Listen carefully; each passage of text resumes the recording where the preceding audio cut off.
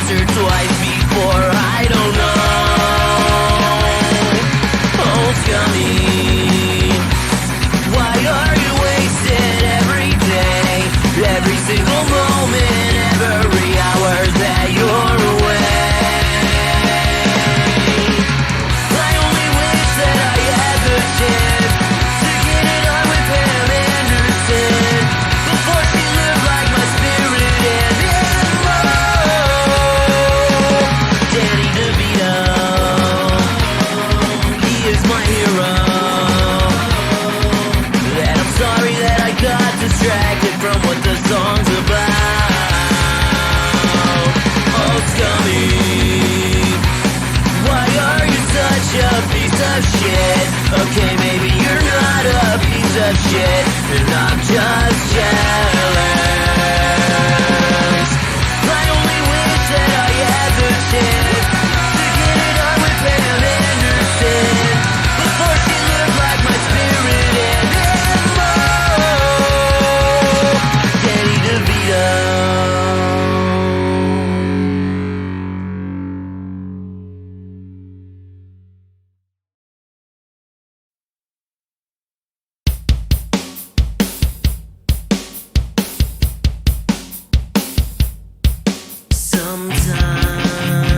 Sometimes I feel like I'm lonely inside. It happens and I don't know why. The smile on my face tries to hide it, but it's just not working. I'm lost and I can't find my way. Would somebody save me? Time of peace is all I look for endlessly. I believe it just doesn't happen. I've done some things that I regret eternally. I believe the pills aren't working. I'm lost and I can't find my way. Would somebody save me? I'm lost and I can't find my way. Would somebody save me?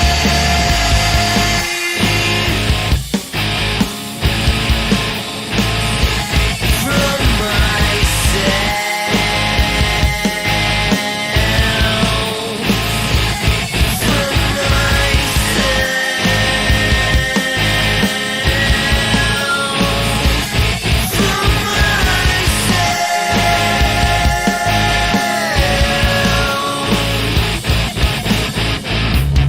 honestly, I've tried to reach out a couple times, but never seem to find someone to listen. I'm lost and I can't find my way. Would somebody save me? I'm lost and I can't find my way. Would somebody save me?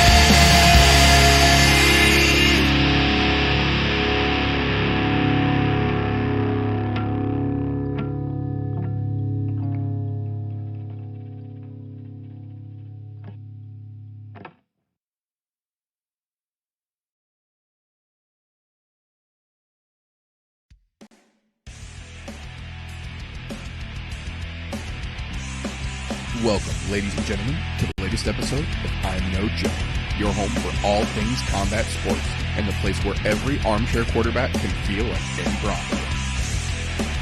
The views and opinions presented on the I'm No Joe channel belong solely to the person expressing them, no one else. If we say it, that means we meant it. That being said, this show does contain adult themes, adult content, and general shit that you shouldn't be letting your kids intake. Be advised, viewer discretion is recommended. Proceed at your own risk. You've been warned.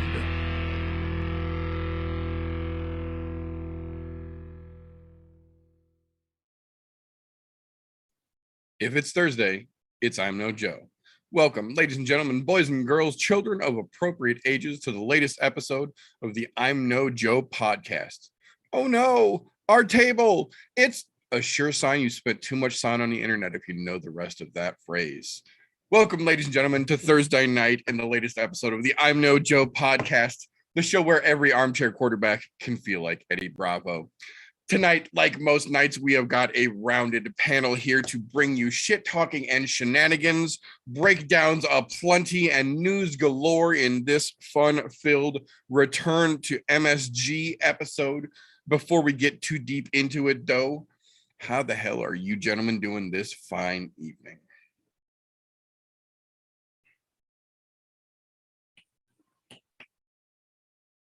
It's the mute button. Oh, I was waiting for you. I'm doing pretty good, man. I mean, I'm not broken. Unlike that table, at least this week. Good to be back. I had to take a little hiatus to get some shit fucking ironed out. So that's why I've kind of been like MIA on the I'm No Joe scene. So good to be back.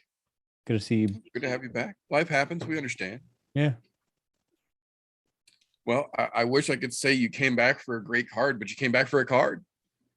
Hey, I came back to talk shit about like 5 fights on a card. There you go. There you go.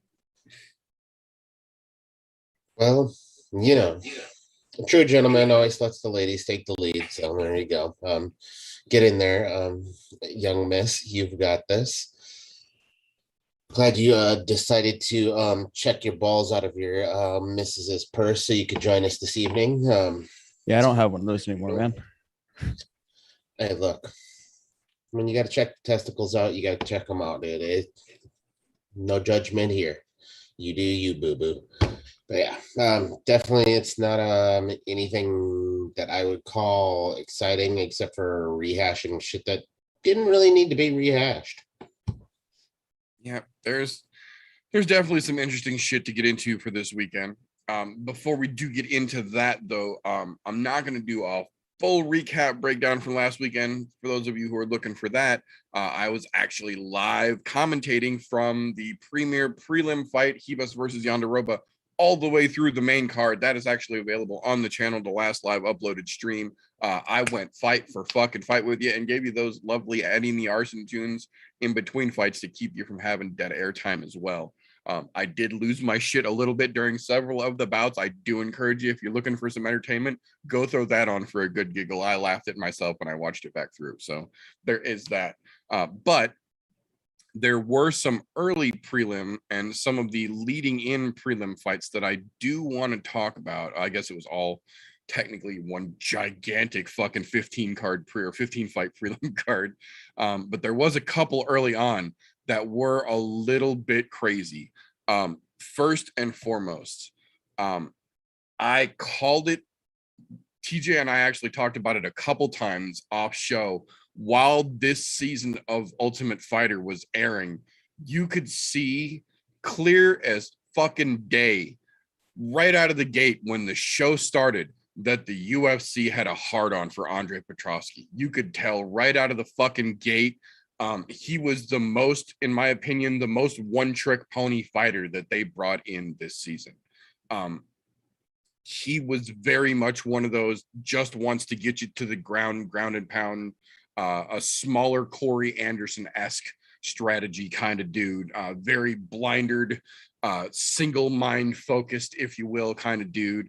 And even though he flunked out of the fucking tough house, they brought him into the UFC anyhow, threw him a nice soup can to get him a fucking W, I say in air quotes, on his record, which gave them the excuse to bring him to Abu Dhabi last weekend for some fucking reason, and gave him almost a perfect matchup, threw him against a Chinese stand-up fighter who had very little ground defense and ground game very clearly. Petrosky gets the fucking submission deep in the fucking fight. 14 seconds left to go in the third round. He secures the fucking submission. I have a feeling that they are just now starting the ramp up on the fucking hype machine that they're going to put behind this dude, which I think is extra ironic considering that Dana White is Mr. Pro America and this fucking guy has the hammer and sickle tattoo on his fucking ribs. Like, this dude literally is wearing fucking communist ink, and Dana White has got a super hard on for him. The irony just, it tickles me a little bit, so I have to mention it. That being said, Mr. Finland, oh my goodness.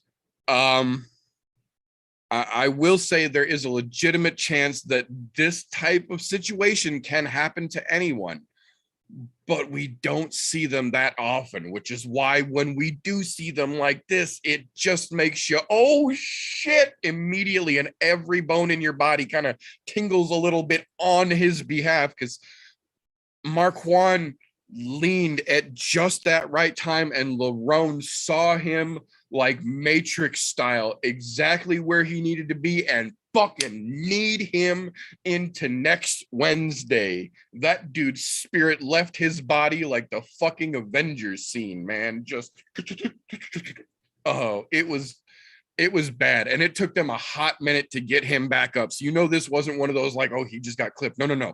He was fucking out for a hot minute before they got him back to coherent enough to get up on a stool even.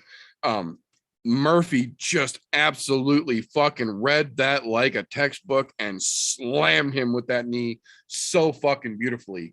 In my opinion, you got to give Lerone Murphy somebody notable, like genuinely fucking notable. I don't know if he's cracking into the top 15 with that win, but top 20 for sure, maybe a number 15. You got to give that guy somebody of a legitimate challenge, because they were pushing Amir Khani real fucking hard coming into this fight as being one of the quote unquote hottest prospects in the UFC right now. And Murphy handled him solidly. 15 seconds in the round fucking two, just clean as a whistle, all done.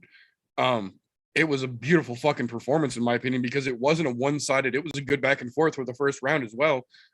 I think Murphy is definitely got some potential to make some splash here that I don't know they really thought he did going into this. That brings us to Alexejek versus Gamzatov. Excuse me. This one, I will give the UFC credit for. On their little pre-show deal that they did, they actually called this out as one of their dark horse fights on the card, with this having potential to just be crazy fucking fireworks. Sure the fuck enough. Excuse me. Mikhail Alexejek just absolutely fucking leveled him. The eye was exploded. Alexejek is another one of those kind of under the radar prospects that the UFC has kind of just slowly been building properly for whatever fucking reason. And this big fucking KO, again, kind of like Lerone Murphy, I feel like you kind of got to give him a legit contender now. Like, maybe again, not looking at top 15, but somebody in the top 20, or maybe the number 15 guy. Give this motherfucker somebody that can legitimately give him a challenge and potentially send him up into the rankings, because he put on another fucking spectacular performance. That though will bring us to the moment that I absolutely have to talk about. The only other thing I really need to go over leading into what I had already covered on the live coverage. That being the Elasios dos Santos versus Benoit Saint-Denis match. We have had instances of just blatant incompetency in refereeing before, but they're few and far between, kind of like the big shot that we talked about earlier. So when they do happen, they're that much more impactful. And this is one of those situations. Props to Saint Denis for being an absolute fucking tough badass. Undeniably, dude was like Robbie Lawler versus Rory McDonald level, split the fuck open and just busted and beaten. At one point, he gets an eye poke. The referee actually stops the fight for the eye poke. He tells the referee, "I can't see." In no uncertain terms, no, it's fuzzy. He looks right at the referee and says, "I can't see." The referee says, "You good? All right, fight." And restarts the fucking match. I'm not joking and I'm not exaggerating. You can go back and watch it for yourself. This is one of those situations where, ironically enough, we saw in Abu Dhabi previously where Dan Hardy was literally yelling at Herb Dean to stop a fucking fight because it absolutely should have been stopped. This is one of those situations where John Anik and Daniel Cormier were literally yelling past their commentator booth directly at the referee in the octagon to stop the goddamn fight, that this is beyond what should be acceptable in an established civil combat sport like this. And the referee completely fucking ignored them, to the extent that the moment the fight was over, the local commission pulled that referee from his officiating duties for the rest of the card and removed him from the building immediately. That's the level of egregiousness this fucking match was, quote unquote, refereed with by this gentleman. Saint Denis, I can almost guarantee he was going to get another fucking fight in the UFC just on the fact that he is a fucking soldier and weathered through a serious beating and started putting back on Dos Santos at the end of the fight, legitimately, despite all the fucking big time damage he had already taken. He came back much like a Nate Diaz against fucking Leon Scott. He started to come back at the end. It wasn't enough to win the fight by any stretch of the imagination, but it was one of those look at this motherfucker kind of moments. So props to Saint Denis for being a tough motherfucker. I think it's ironic that Dana tried to downplay it in the post-fight, saying, "Oh, we've had officials removed in the middle of matches or in the middle of cards before. Sometimes it just happens like that." It's not supposed to, though, Dana. It's not supposed to. That's why it was such a big deal. That being said, we do have to give, I will say, regardless of the not covering everything else, we do have to give a quick nod, in my opinion, to the new / again interim bantamweight champion Peter Yan, as they were calling him all day on fucking MMA fighting. Piotr Yan for everyone who can read. And the new new light heavyweight champion of the world, Glover Teixeira, the oldest first-time UFC belt holder in UFC history, the second oldest overall belt holder in UFC history, only to the one and only Randy fucking Couture at 45. 42-year-old Glover Teixeira completes the dream that quite literally started with visa issues keeping him out of the UFC in 2004 while he was training partners to the one and only Iceman Chuck Liddell. Crazy fucking turn of events. Great fucking matches, both of them. We have not seen any medical suspensions released yet. But seeing as how they are literally going from Abu Dhabi last weekend to New York Madison Square fucking Garden this weekend, I understand if there's a little other going on and the medical suspensions aren't their chiefest concern right now. I'm pretty sure we'll see them at some point, most likely throughout this week, and we can bring them to you guys next week, possibly with this weekend's medical suspensions as well. That being said, though, we did get a regular good old-fashioned fight of the night and pair of performance of the night bonuses from UFC 267. Fight of the night went to Piotr Yan versus Corey Sandhagen in a fucking awesome back and forth war that Piotr Yan walked away the now interim champion, waiting to unify the belt. And then performance of the night went to Gamzatov, who just abso-fucking-lutely dismantled Li Jingliang while talking actively to Dana White, picked him up, carried him over to Dana so he could talk to him while he was winning. That was a whole hell of a fucking thing. Gamzatov, side note, also now becomes the only UFC active fighter with more matches than with more wins in the UFC than he has hits landed on him in his entire career. That's a hell of a fucking stat to have on your resume. I don't care how long it's there. The fact that he got there and Dana called that out for him, holy shit. But the other, a completely understandable performance of the night bonus, Glover fucking Teixeira. So he took home a new belt and 50 G's on top of everything else. So that I thought was pretty fucking cool. That seemed like a great way to round out a fucking crazy Saturday night or Saturday afternoon for the US from Abu Dhabi rather. That though will bring us into our news and recent events. Not a whole hell of a lot of news and recent events coming out this week, kind of because we've got a couple of big cards going down this weekend. We had the craziness of last weekend. Everything is kind of just on bated breath to see how the whole of this insanity turns out, ending October, beginning November, just fights galore to talk about here. So one fight people were looking forward to, but we didn't get to see last weekend from Abu Dhabi, was the Mustafa versus Ismagullah fight.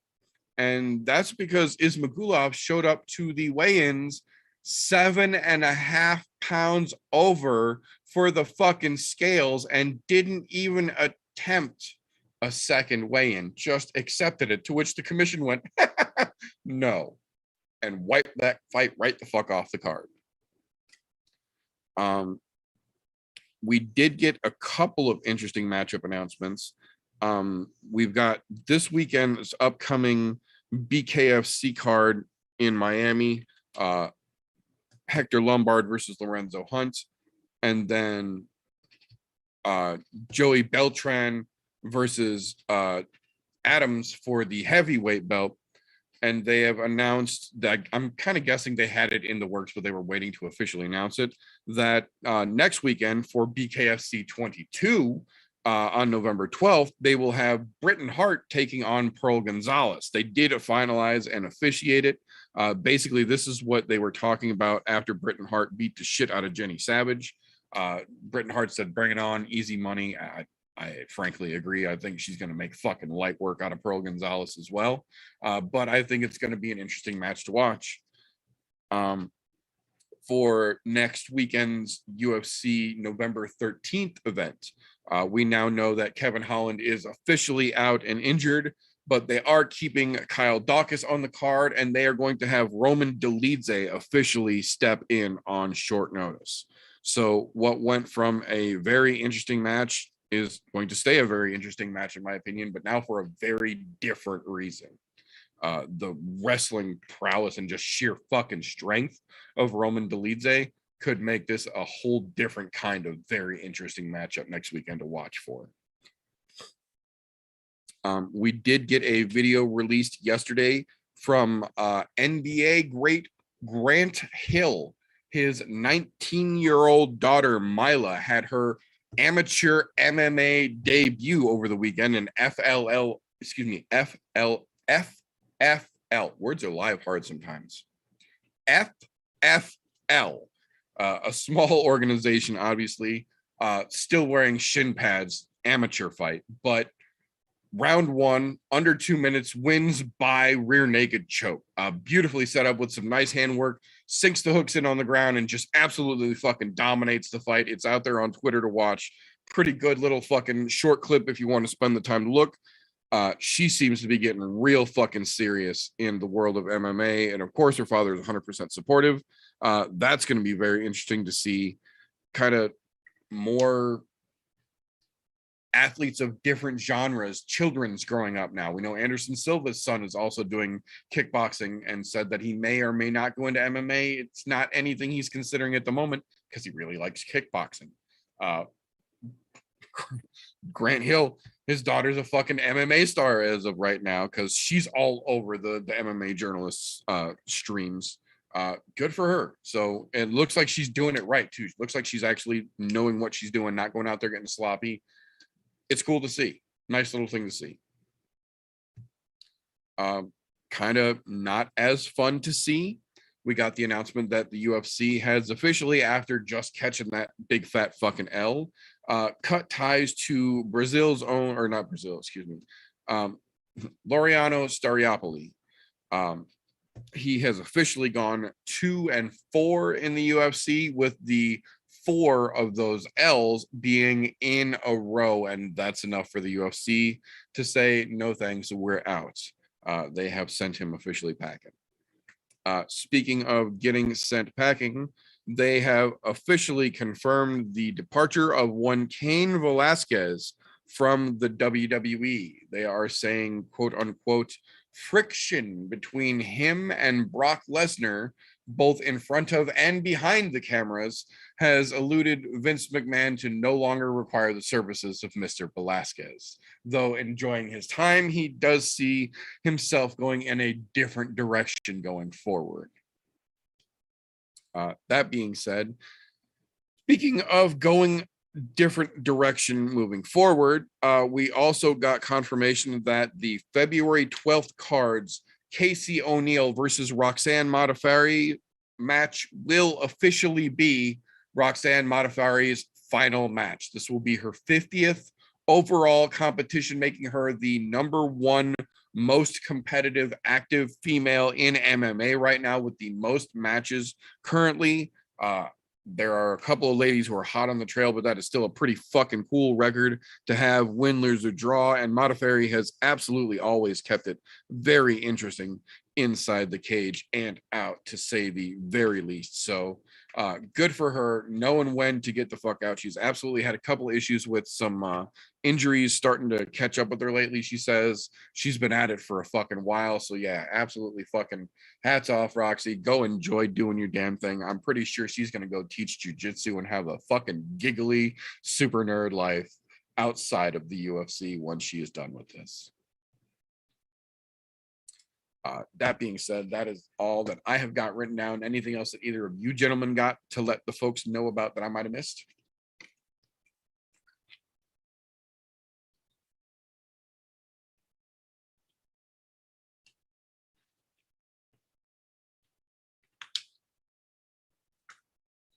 Bueller.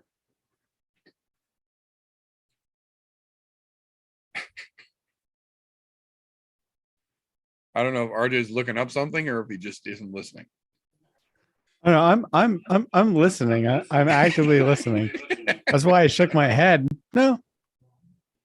All right. No, I'm doing some homework. I'm trying to find a vehicle while I'm in the process of this. Gotcha. Please tell me it's a hearse, so when we end up in the pit later, you have something to take away your corpse. No, I just want a new truck. So I'm looking for a truck. I've been looking all day. So you're the missus has something to carry your tiny balls with? I don't have one of those anymore. Going down, son. Going down. These days, I tells you. Oh, but that's what we have got for news and recent events for this particular episode. There are a good couple of cards this weekend that we are going to talk about here. The obvious major one being the return to MSG. Sorry about that. But also we have got the Bellator Dublin card coming up this weekend. Again, this is one of those, they're in another country, so they're obviously going to be putting on a lot of local talent. Not the most memorable namesake over there, as far as most of the casual fans that will be watching will recognize. There are a couple on the main card, though, aside from, the main and co-main event, that are worth talking about real quick as well. Specifically, the Daniel Weishaul versus Pedro Carvalho fight, I think, is going to be pretty fucking spectacular. Very, very creative featherweights for that featherweight side. And then obviously the co-main event, Patchy Mix and James Gallagher. It's going to be a fight. I'll say that. I'm not really going to say a lot more about that. I'm not the highest on either of those gentlemen. They both have their strengths, obviously 11-1, 14-1.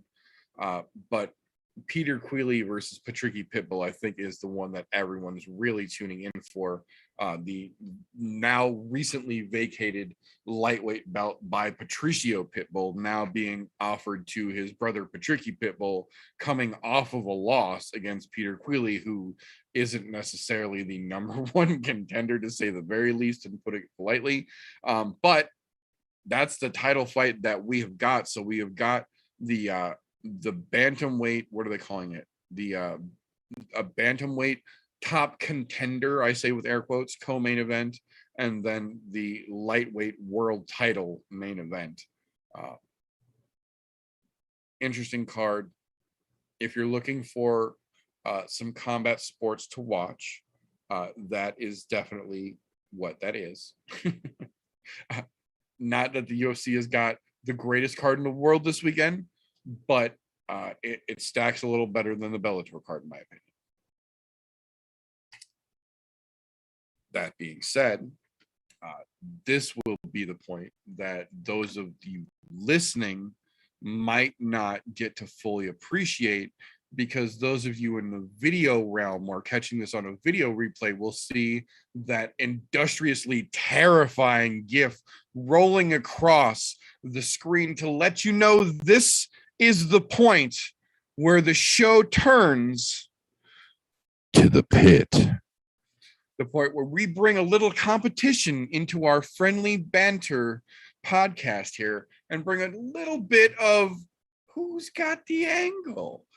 A little bit of fun. It's all good fun, but it keeps things a little lighter, lighthearted, I guess we should say, not necessarily lighter because it can get dark. That being said, though, for round one, we're going to go with our very traditional question here. We got an old school crew. We're going old school questions to start off November. So to kick things off, co-main event of UFC. These questions for right now, at least our first two here, we're going to refer just to our UFC card coming up this weekend, that being the better of the two, in my opinion. So first question, co-main event. The first of the two rematches, this one being for the ladies' strawweight belt. Thug Rose Namajunas, the current and once again champion, against Zhang Weili, the former champion who held the belt in between Rose's stints. How do you think this one plays out, gentlemen? Who takes it now? So since the kid has been absent for a minute, we're going to let him go first here. All right. So the Rose and Weili Zhang fight. Weili has done absolutely fucking nothing, one, to deserve the title shot again, has done absolutely nothing to fucking deserve the opportunity that she has this weekend. So it's going to be exactly how it was last time. She's going to get the dog shit beat out of her. I'm calling second round, mid to late second round. She's just going to get fucking floored because Thug Rose Namajunas is a fucking G. She's just going to fucking murder her just like she did last time. I can definitely see that. Very, very interesting standpoint here. Galti, question then comes to you, sir. Thug Rose versus Zhang Weili 2. How do you see this one playing out? To start with, I don't know why they're playing this back, to be quite honest. Don't get me wrong.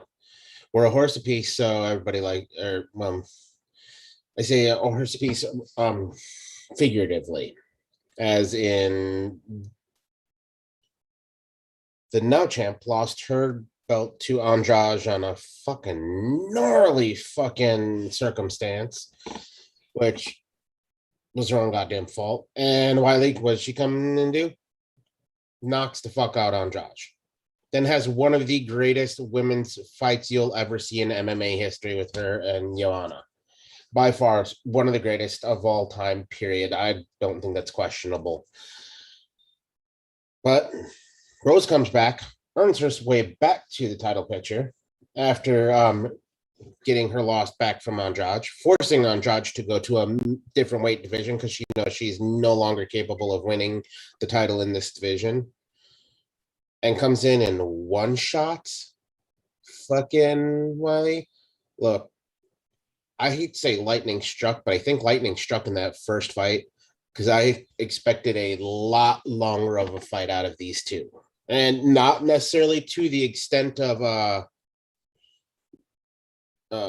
Joanna and Wiley, but I think the MMA gods came in, made the world right, but they made it right a little too quick. So I think this was Dana White's way of tempting the gods and saying, hey, this was supposed to be a little bit more of a moneymaker to live on in infamy, and you guys kind of fucked it up, so we're going to run it back to give them the extra rounds that people really wanted to see. And I'm hoping that's the case. I still think Wiley doesn't get it done. However, if she can manage to not get one shot at again with a fucking head kick, she's got a puncher's chance because we know she can knock people out. But we'll see. I still think it's going to be and still. I mean, I don't see Wiley making any big changes, although I will give her credit this week. They did ask her about how she feels about trying to get the title back. She's like, there's no ill feelings or anything like that. She sees herself as the challenger and just wants to become the champion. So good on her, but fortunately, Thug Rose is indeed the best.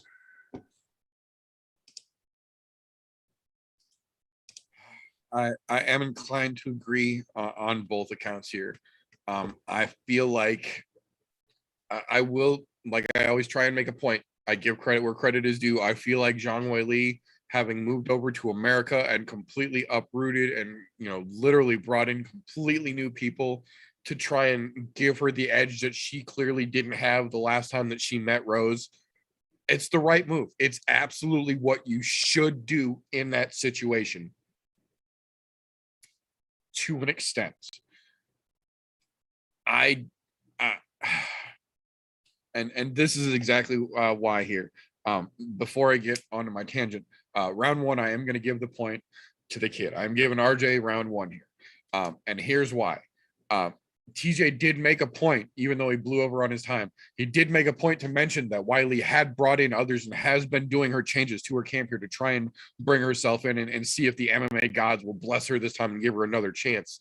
But there was one thing that wasn't mentioned in the talk of what Wiley is doing different here. And that's what I feel is actually, in her opinion, helping her, in my opinion, going to guarantee that she doesn't take that belt back. And that's bringing in the king of cringe himself, Henry Cejudo.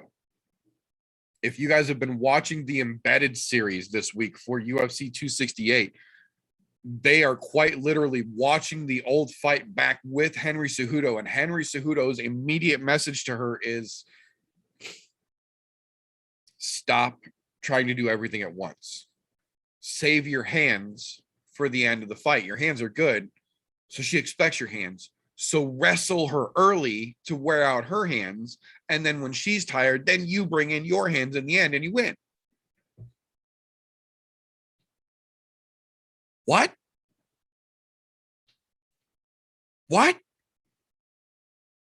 That I understand that he was a quote unquote champion. He was an Olympian. They have a strong, athletic bond between the two of them and whatnot.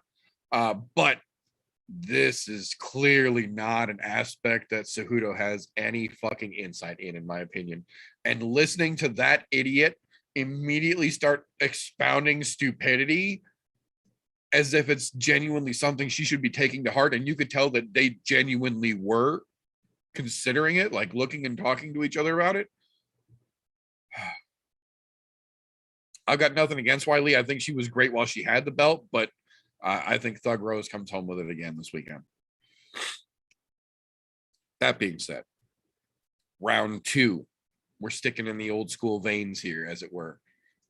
Main event, yet another rematch, hence the name of the episode, the rerun from Madison Square Garden that nobody really asked for. We've got Rose Namajunas versus Zhang Weili, with nothing definitive from Weili's side to have justified an immediate rematch like this.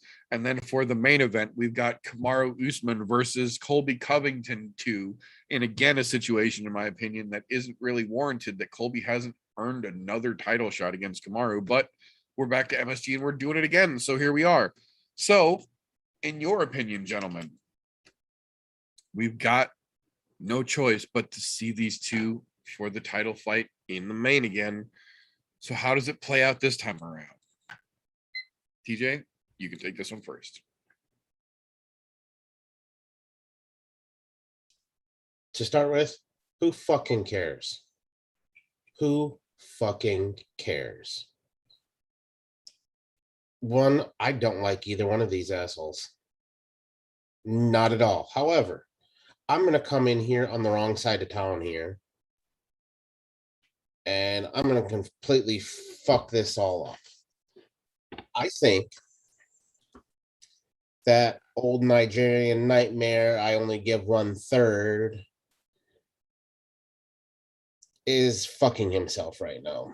Because he is not, does not look that he is giving Colby any second thought at this point. He seems to be overlooking him, which in MMA is a fucking terrible thing. And on Colby, that motherfucker, he has since changed camps as well as did Usman, but the camp changes that I've seen out of Colby have actually looked like they've progressed his skills versus Kamaru, which really hasn't done a whole lot, in my opinion. Now, is this rematch warranted? No, but I think with him seeming to be looking over Colby and onto finishing off or making his family set for the next generation, I think he's made a grave error here. And to be quite honest, I think this is where Colby's going to end up shining, because you look somebody over and that could be a problem. Do I think it's going to be an easy night in the office for him? No, but I think he can get it done. And to be quite honest, I hate Kamaru Usman, and I hope he does sleep him. I hate him more than I hate Colby, which is a hard thing to fucking say. So, but either way, it's a no-win situation for anybody. The whole UFC is fucked here. Yeah, I do agree with that. No matter how this plays out, the UFC is fucked either way. I do agree with that. But RJ, how do you see this one coming down the line, sir? We've got no choice but to call one of these idiots a winner unless we get some really crazy event that plays out. But how do you think it's going to go? Again, I see it the same situation as I said for Weili. Colby Covington has fought one fight since he had his last title shot with Kamaru Usman. The only upside is that was one of the only times Kamaru Usman ever got fucking rocked. A solid fucking rock was from the hands of Colby Covington. No matter how I feel about Colby Covington, good fucking job. The only downfall is you only had one fight. Strength of schedule, Usman's got that. Marty from Nebraska, he has the strength of schedule. So there's that in play. As TJ said, Colby recently has changed camps. But on the Usman side of what TJ brought up, if it ain't broke, don't fucking fix it. You got a title shot, you've been wrecking fucking shop since you pretty much stepped foot in the UFC. Obviously, you're doing fucking something right. I honestly, I don't like Colby Covington. I really don't like Kamaru Usman. I could give a shit less, but I think Usman is still gonna keep his fucking title. But I think it's gonna be a fucking long one. I think it's gonna go 4th into the 5th. And I think Usman's going to knock him out again. Ooh, you think we see the repeat? You think we see that late shot down again, huh? Yeah. Interesting. And Interesting. I just want to put this out there, not related to the question at all. But fuck Kamaru's management and everyone on his management's team. Every one of those motherfuckers. Yes. They can all die, to include the manager and fucking selves. Every one of them. In fact, I hope they all, if fucking Kamaru wins, they all get on a plane and decide to go on some lovely vacation somewhere, and the plane crashes in the middle of the fucking Pacific or Atlantic, never to be seen or heard from again. Wouldn't hurt my feelings a bit. Also, Maybe into the mountains of Dagestan as they're going to pick up fucking Khabib. I also have something to add, unrelated. He said something unrelated, and I thought of something while you were talking. Hey, Matt Brown, what's up, dude? I ran into him while I was at work this past week. What's up? Nice to meet you. I also plugged the podcast to him. Told him Thursdays at 10:30. So what's up, dude? Hope you watch. We'll take it. I hope he watches too. I think he'll get a kick out of some of the shit that we say. Oh no. Excuse me. I definitely think there is a strong possibility for a repeat of what we saw the first time. I agree. There has not really been a whole lot change, even though they have both changed camps. Stylistically, we haven't really seen that much difference, I think, in the two of them since the last time we fought. But as much as it genuinely gives me a little bit of anxiety and fucking palpitation to let the words fall out of my fucking mouth, I genuinely think that he overlooks Colby too much for his own good here. I think he's still a little too high off his own supply coming off of that Masvidal knockout, which, again, credit where credit is due. He put fucking Street Jesus down in Street Jesus fashion. And that has never been fucking seen before. So regardless of how you feel, the motherfucker's got hands. But we also have seen for 100% fact that eventually waking up in silk PJs makes it real hard to be that hard motherfucker, regardless of how good you were at one point. And we've also seen that when you get to the point where you start completely dismissing your opponents, that they're not even completely on your level anymore, that's generally when you slip the hardest. I feel like this is Kamaru's turn to take that banana peel. I don't in any way, shape, or form want Colby to win this fucking fight. That moron is the last person in the fucking world I want to have a belt, second only by the cringe master himself. But I still think that at this point, Marty from Nebraska has completely overlooked Colby, and regardless of the dumbass that Colby is, he's still a talented fucking fighter, regardless of his shtick. And when you overlook a talented fighter, sometimes you end up on your ass. And I don't like saying it, but I think Marty gets dethroned this weekend.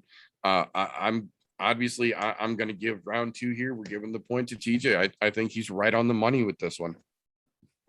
And trust me, it leaves a literal bad taste in my mouth for those words to fall out. But I also try to make a point, regardless of how I feel somebody, I call it like I fucking see it here.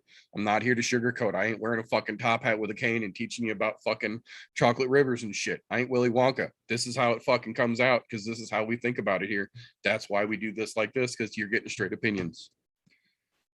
That being said, that'll bring us to round 3. In the vein of our old school question runs here, we have got a crazy card for 268 here. I think it's comparatively number-wise real close to 267, but they actually broke it down in the main prelim and then early prelim style. So that leaves a lot to get caught or lost in the shuffle, as it were.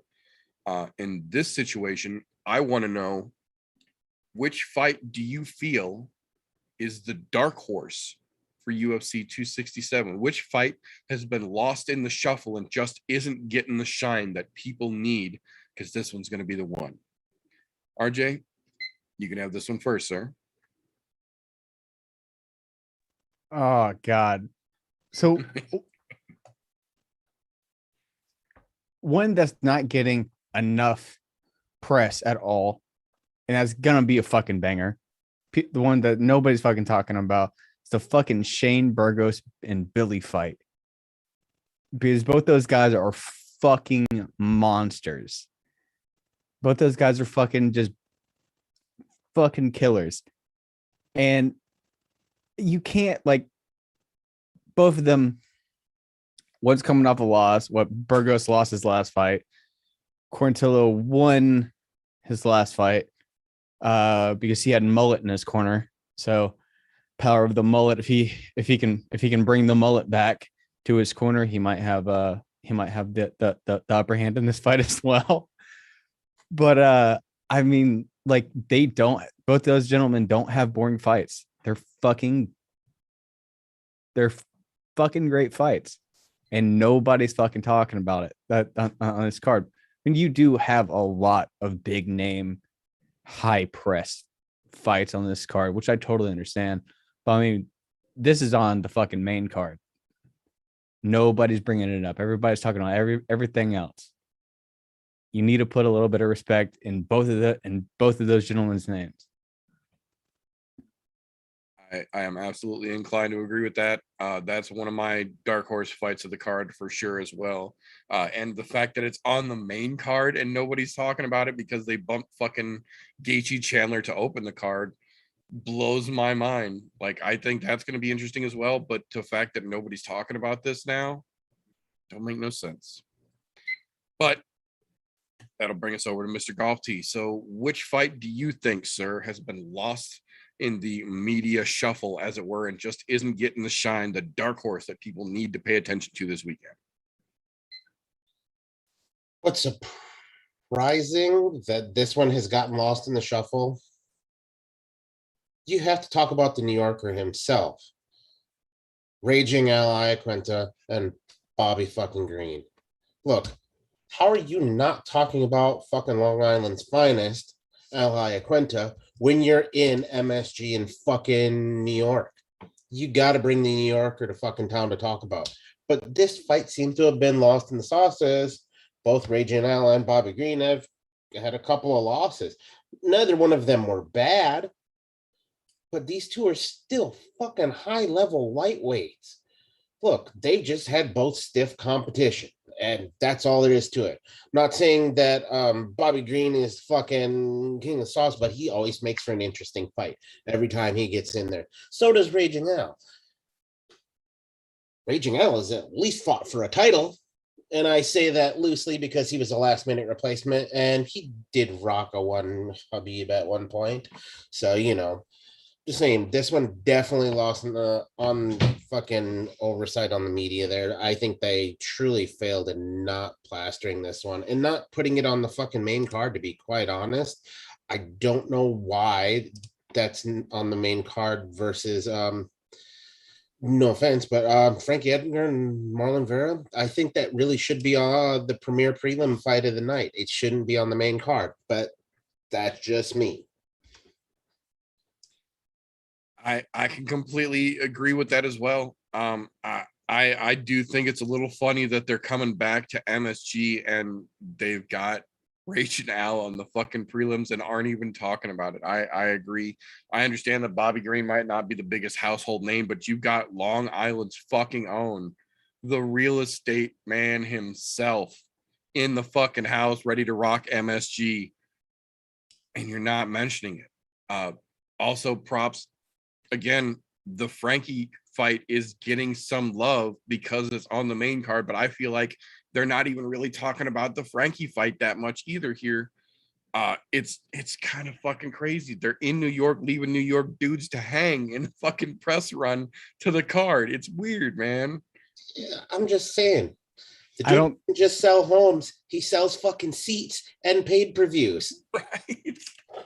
I don't think the Frankie Edgar fight really deserves a lot of hype. You have Marlon Vera, which deserves the hype, but then you have Frankie Edgar, who's only won 2 of his last 6. That's not a hype burner. That's not something that's I bringing just feel like tickets, his New York I feel like his New York attachment should help sell. mean- But even then, I agree. I don't know if it's main card worthy sell. I will say, asterisks, as it were, my personal dark horse fight of the card, missed by everybody here. And we actually talked about it, ironically, in the pre-show a little bit. My dark horse fight of the card, for those of you who give a shit, Alex Pereira versus Andreas Michailidis.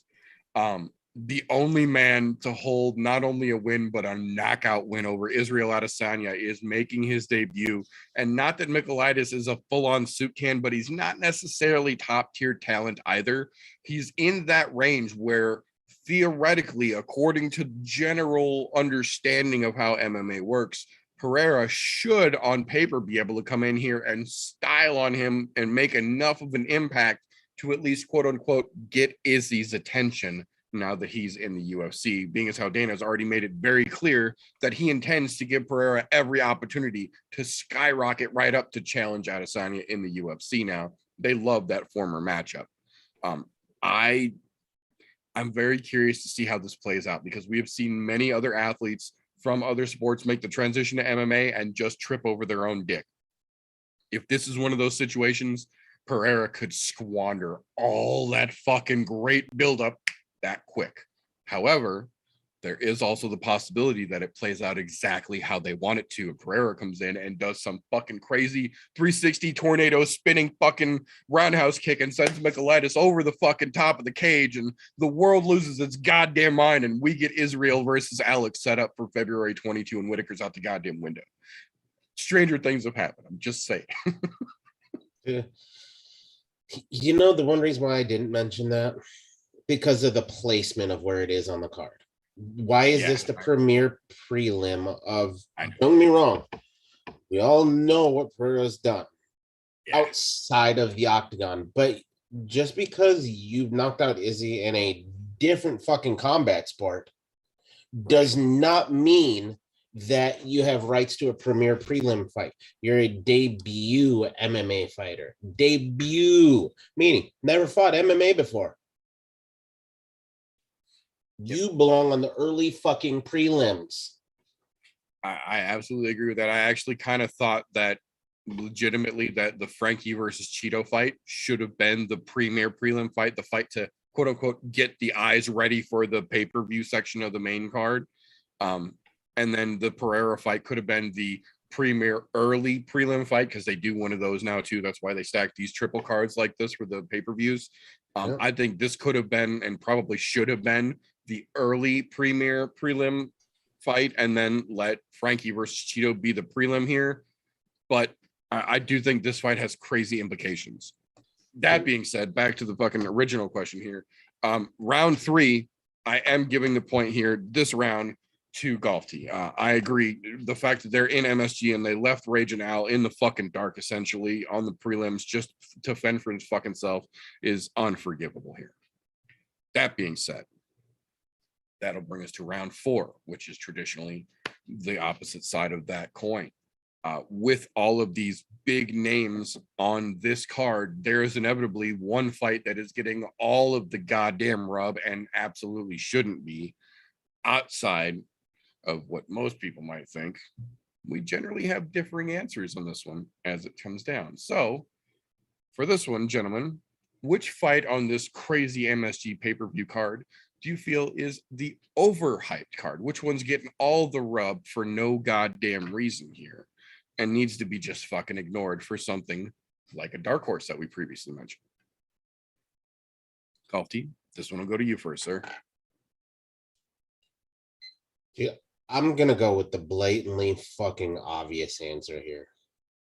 Justin Gaethje and Michael Chandler. Look, Michael Chandler just got knocked clean off of his fucking high horse, albeit the first man to give Oliveira a fucking losing round in like fucking umpteen years. Yep. And good on Chandler for that, showing he is not impervious to being beat. He screwed the pooch, let that one get away from him. Guess what? Good luck getting another title shot anytime soon. Justin Gaethje. Fuck, dude. Look, Justin on this other side of the house. He has been what's the best way to put this? I'll say inactive, lacklusterish this year. We haven't seen him fight this year. He had 3 fights last fucking year. 3. 2 wins and then fucking lost to Hubby. And now they're gonna try to give him another shot at the title by letting him get a win over Chandler, possibly. But they're hyping this up to be, this is the next title challenger fight. Get fucked. You know, one of these cocksuckers deserve that. Like, if anybody deserves it right now, it's Dustin Poirier. And Poirier ought to be getting that next shot. Stop hyping these 2 cocksuckers up. It's beyond frustrating to know that you guys have hyped this up as if it were the main event on this fight. It's fucking terrible. And to be quite honest, I don't think the implications are that great for this fight. Look, you got a number 2 and a number 5. Guess what? You're still both going to be top 5 at the end of the fucking day. It doesn't matter. Fuck them both. And I like Gaethje. I'll put that out there because, look, the human highlight, that motherfucker, he does do some crazy shit. But he also has a fucking heart when it comes to the fucking sport as well, which you don't see too often. But Chandler, he's just fucking overhyped, period. Yeah, I can definitely understand that.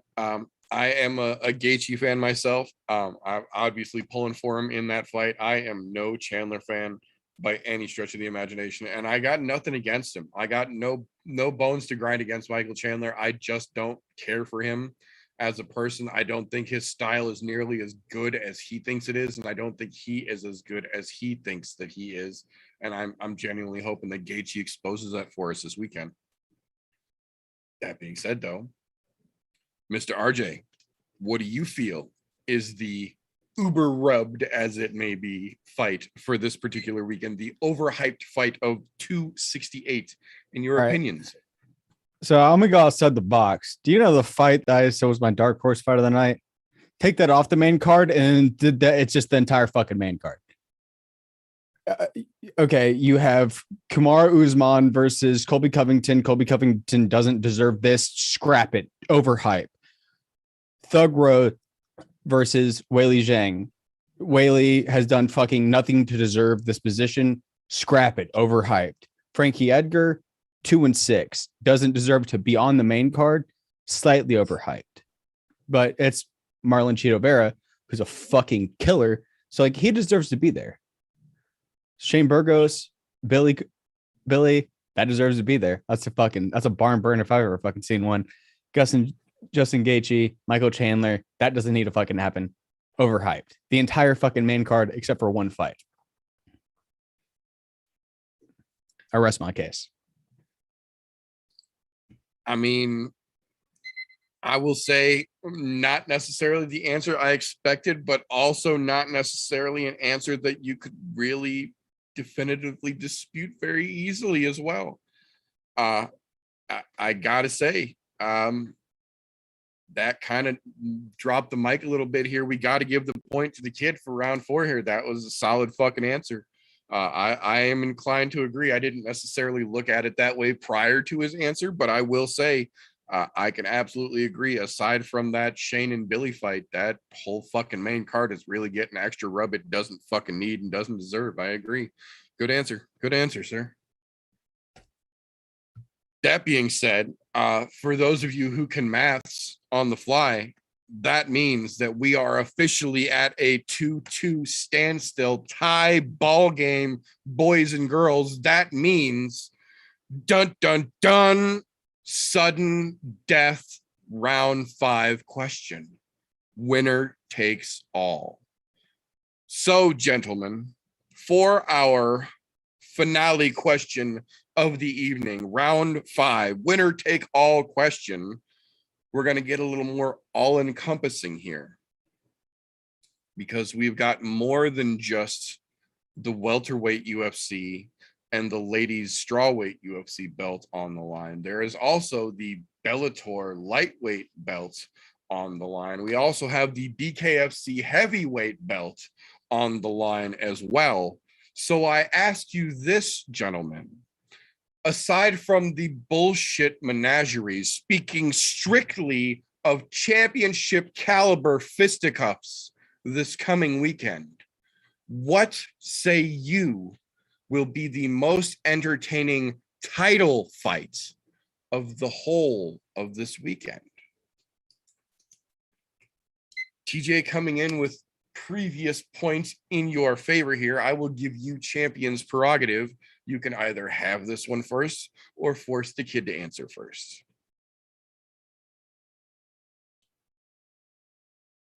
You know, being as he's been an absentee lately, let's let the absentee get himself back on the right track. I'm gonna let him go first again, because you know what? It's the nice thing to do before we haul him out of here in the fucking hearse. Fair enough. Fair enough. So, okay, RJ, that brings the question to you, sir. Of this menagerie of championship caliber, world-class fisticuffs we have approaching this weekend, which do you think is going to be the most entertaining title fight of the entire weekend, sir? The fucking BKFC heavyweight. This fucking Beltran and Adams fight. Both those guys are fucking certified murderers. And it's I mean, Bellator, 2 decent fights. Nothing too showy.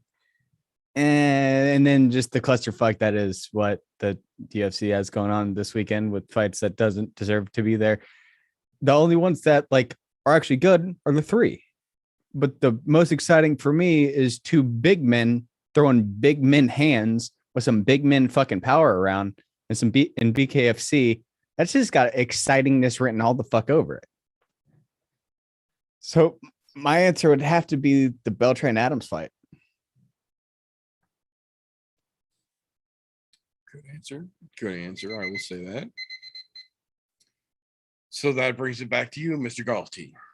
Of the menagerie of championship caliber fisticuffs for this weekend, which one do you think is going to be the most entertaining title fight? It's ironic that the kid comes in and picks what would be the most obvious answer. Of course, that's going to be fucking fantastic.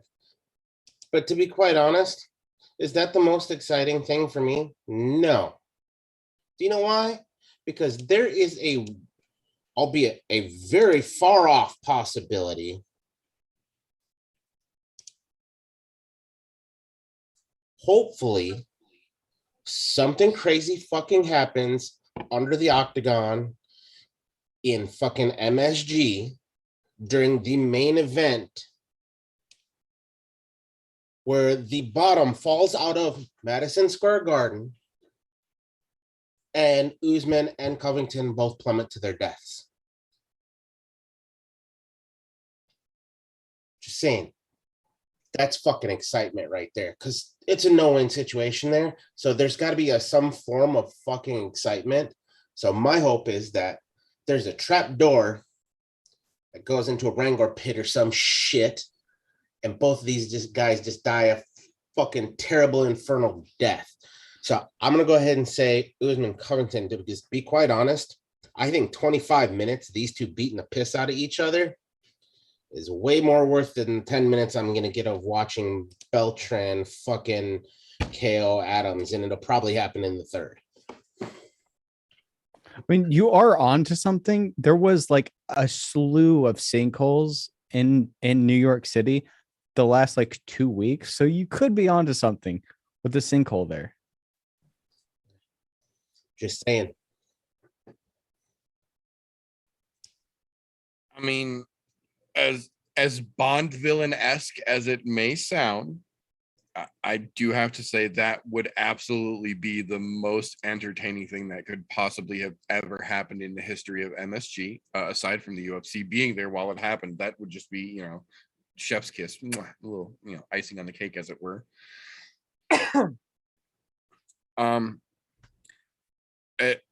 As odd of a choice of selections here as we do have to pick one of the two, obviously, to declare a winner here. In this situation, this is one of the more difficult choices I have obviously had to make on this show in recent memory here, but we do have an answer. This week's winner of the pit is Golf Tea Vapes. And I have to say, I do take partial responsibility for this in that it was partially my setup that may have helped guide the kid. I have literally realized in the last 25 seconds that the Adams fight is next weekend. This weekend is Lorenzo Hunt versus Hector Lombard and Palomino versus that win at 55.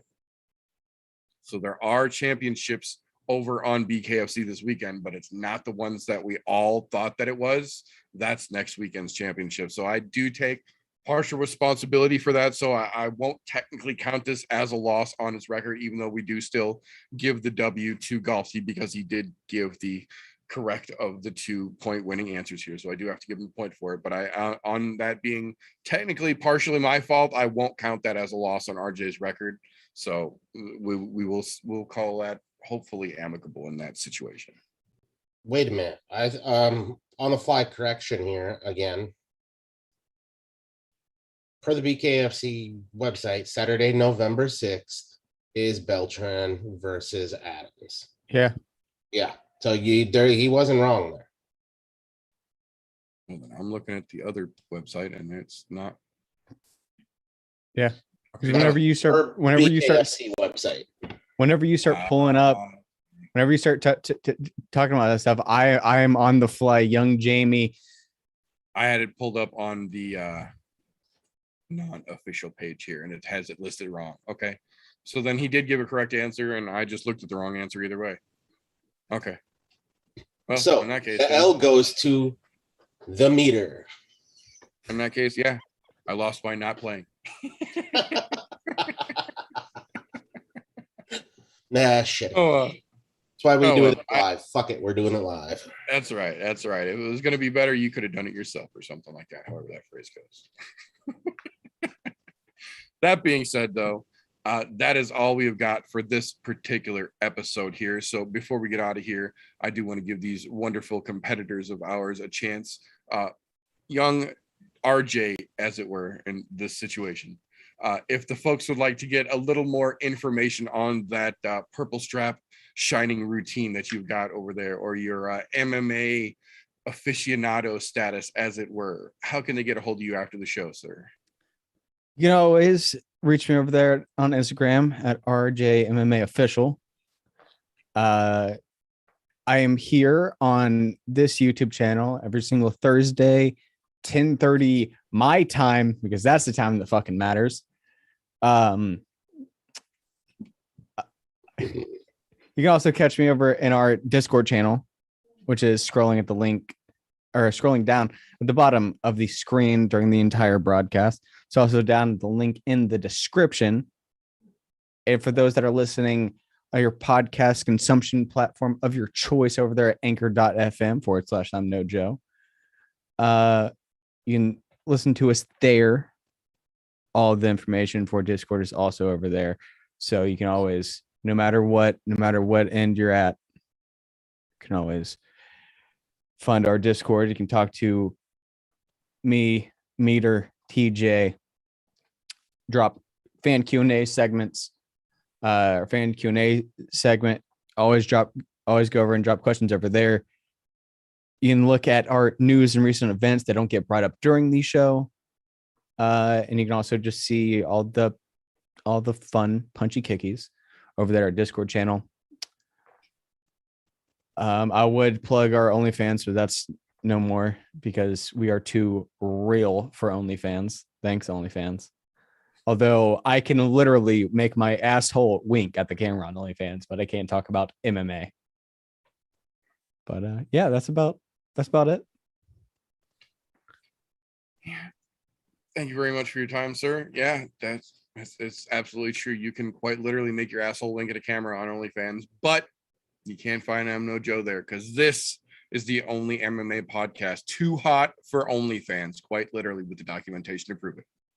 That being said, Mr. Episode Champion this fine evening, Mr. Golf T Vapes. If folks need to get a little bit of that championship caliber inspiration from you, maybe find out how to get themselves some delicious fried cheese curds, words live, or maybe some directions on how to find themselves a crippler in Kenosha, how can they get hold of you after the show, sir? Of course, Wednesday nights here on the YouTubes, and of course here every Thursday. Glad to give directions. Glad to give a ride in our newfound hearse that we've got here. Just make sure you're putting your answers out there correctly so you don't end up in the back. And then also there will be a opening of a new I'm No Joe library where you can check out your balls from your wife's purse when need be to talk kicky punchies with us. I don't have that anymore. Not the balls, the other part of that. Kids these days, I tell you. Oh, but that being said, that is all we've got for this particular episode here. So I do want to thank you, whether you were catching us here live or you were catching this on a replay, whether you were watching us in video form or listening to the all audio format, your podcast consumption platform of choice via anchor.fm/I'm No Joe. I would advise, though, the polite thing at this point would be to ask you to respectfully leave some F's for RJ over on the newly founded I'm No Joe subreddit /r I'm No Joe podcast. Link also rolling down right behind our Discord and in the description as well. Just created. If OnlyFans can't handle us, there's nothing too hardcore for Reddit. So we're going to take our home there and we'll bring our shenanigans to the weird side of the internet. God damn it. That being said, we're going to call that all for this particular episode of the show. If you enjoy what we do around here, give us a thumbs up, make sure you're subscribed and hit that little notification bell so you don't miss an episode. If you enjoy what we do around here a lot, patreon.com/I'm No Joe helps us do what we do, gives you access to behind the scenes, unaired and literally unairable footage that we've got here. That being said, if you don't like what we do, why the fuck are you still here in this point in the video?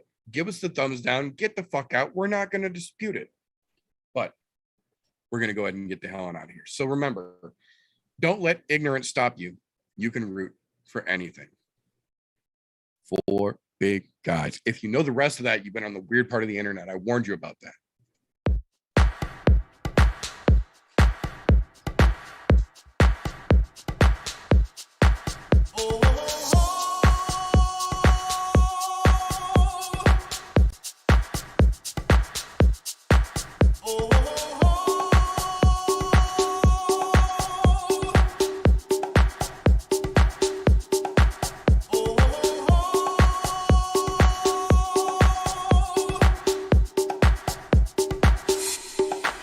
Everybody was kung fu fighting. Those kicks were fast as lightning. In fact, it was a little bit frightening.